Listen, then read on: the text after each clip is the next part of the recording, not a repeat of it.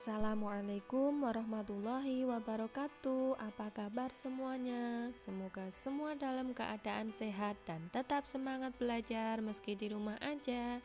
Sebelum kita mulai pelajarannya, jangan lupa berdoa terlebih dahulu. Oke, untuk bahasa Indonesia kali ini kita belajar tentang struktur teks deskripsi, yaitu susunan pada teks deskripsi atau bagian-bagian dalam teks deskripsi.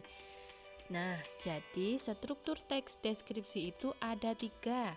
Supaya lebih mudah mengingatnya, saya menyingkatnya menjadi IDKSI.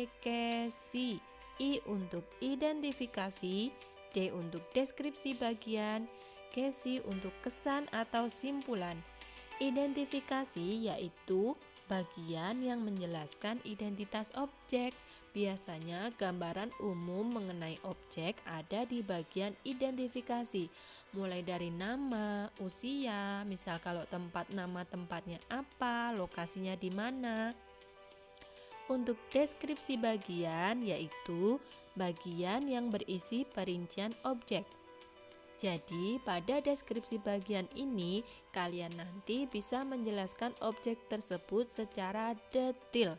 Sedetil-detilnya semakin bagus. Misalkan warna, bentuk, tinggi, berat, dan lain-lain ada di deskripsi bagian.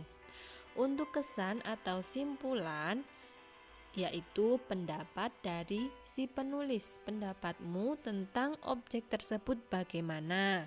Kalau suka alasannya apa? Kalau tidak suka alasannya apa?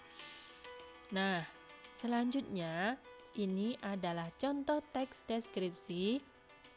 Kemudian kita menelaah struktur teks deskripsi. Perhatikan baik-baik pada paragraf pertama ini. Aku punya sahabat namanya Neni Haryati dan biasa dipanggil Neni. Aku mengenal dia sejak SMP kelas 7. Kami sekelas, tetapi dulu tidak akrab. Kami mulai akrab sejak kelas 8 dan sama-sama mengikuti ekstrakurikuler pramuka. Neni orang yang sangat menyenangkan, tetapi juga memiliki sisi menyebalkan. Perhatikan baik-baik kalimat-kalimat yang saya garisi merah. Nah, ini adalah menyebutkan identitas dari objek yang akan dideskripsikan, yaitu identitas yang pertama, objeknya bernama Neni Haryati. Identitas yang kedua, Neni masih sekolah kelas 8 dan mengikuti ekstrakurikuler pramuka.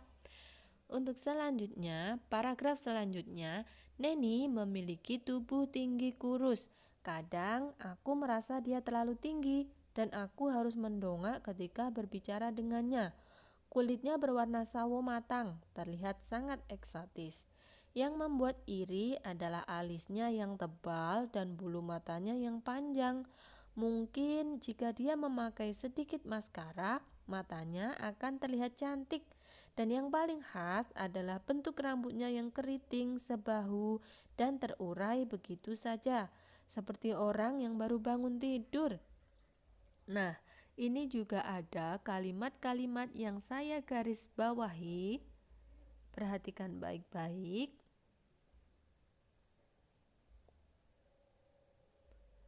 Nah, tubuh tinggi kurus, kulit berwarna sawo matang, alisnya tebal, bulu matanya panjang, dan bentuk rambutnya yang keriting, sebahu, dan terurai. Itu adalah rincian dari objek. Objeknya tadi adalah Neni. Neni memiliki ciri-ciri tubuh tinggi kurus, kulit berwarna sawo matang, alis tebal, bulu matanya panjang, dan bentuk rambutnya keriting sebahu. Paragraf selanjutnya, hanya saja Neni tidak percaya dengan dirinya sendiri. Dia sering minder dengan keadaan wajahnya yang sedikit berjerawat. Padahal menurutku jerawat itu normal.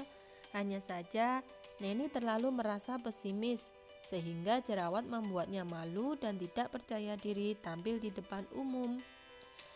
Nah, paragraf ini juga masih masuk dalam deskripsi bagian. Kenapa? Perhatikan baik-baik kalimat yang saya beri garis merah. Keadaan wajahnya yang sedikit berjerawat, dan jerawat membuatnya malu dan tidak percaya diri. Itu masih mendeskripsikan bagian atau perincian dari si Neni. Neni selain memiliki tubuh tinggi kurus, warna kulitnya sawo matang, bentuk rambutnya keriting, Neni juga memiliki jerawat di wajahnya sehingga Neni tidak memiliki rasa percaya diri. Selanjutnya, paragraf yang terakhir. Tapi yang paling menonjol dari Neni adalah sikap setia kawannya yang tinggi. Dia baik dan tipe teman yang terbuka. Dia juga tidak segan bercerita tentang masalahnya kepadaku, dan ini membuatku merasa bisa dipercaya.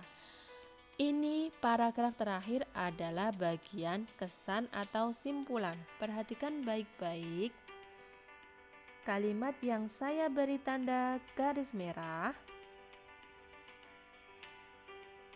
Nah, sikap setia kawannya yang tinggi. Dia baik, tipe teman yang terbuka, dan membuatku merasa bisa dipercaya. Jadi, si penulis ini merasa senang memiliki teman Neni. Nah, bagaimana? Sudah jelas apa belum? Jangan lupa komen ya. Jika masih ada yang belum jelas, bisa kalian tanyakan kepada masing-masing guru kelas kalian. Untuk tugasnya, jangan lupa dikerjakan. Saya akhiri. Terima kasih. Wassalamualaikum warahmatullahi wabarakatuh.